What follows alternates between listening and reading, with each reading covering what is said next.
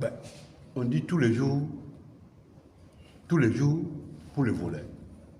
Un jour aussi pour les propriétaires. La BMCRF, c'est les propriétaires aujourd'hui. Vous êtes dans la spéculation, c'est une pratique normale pour vous. Tous les jours, vous êtes dedans. Mais aujourd'hui, en tout cas, nous, Dieu faisant, on est aussi tombés sur vous.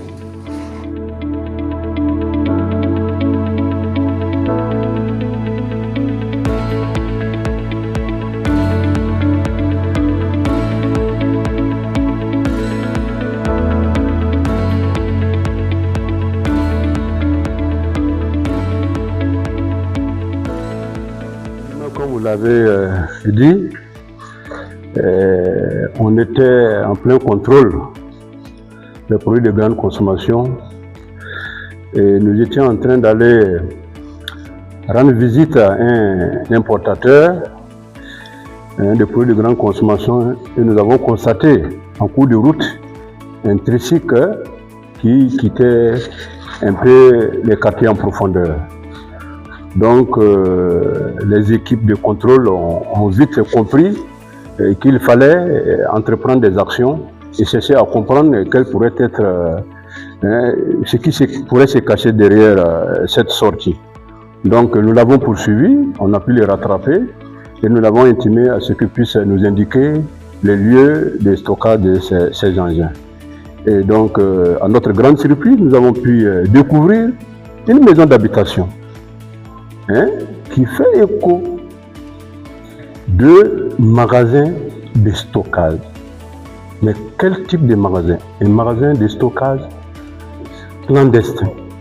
Puisque nous avons dénombré jusqu'à 3 magasins. Et pour un total de motos de 171 motos, toutes tendances confondues. Nous avons des Cirrus 115, 62. Des Cirrus 110, 19 et des Fin 25 et des Motozera 26, des Mio 6, des YBR 2 et puis des Arios 5 et puis Airblade 13. Donc ce qui porte et des Suzuki Crossover 5 et des Satiria au nombre de 8. Donc ce qui porte un total de 171 motos. Donc c'est juste pour nous. En tout cas, une grande découverte parce que dans la mesure où on n'était pas sorti pour des contrôles de moto, et Dieu faisant, nous sommes tombés sur des cas de stockage clandestin. Et nous dirons que toutes les spéculations que nous constatons sur les marchés, sur les motos et autres, tirent leur origine, leurs sources dans ce genre de pratiques que nous connaissons. Alors, pour la BMCRF, c'est un message ferme. Nous avons l'habitude, lorsque nous faisons de telles découvertes, c'est de procéder à la peau décelée de ces magasins. Mais aujourd'hui, nous allons changer de message. Il s'agit pour nous ici de faire convoyer l'ensemble de ces motos qui figuraient dans tous ces magasins-là à la BMCRF. Nous allons prendre une décision ferme.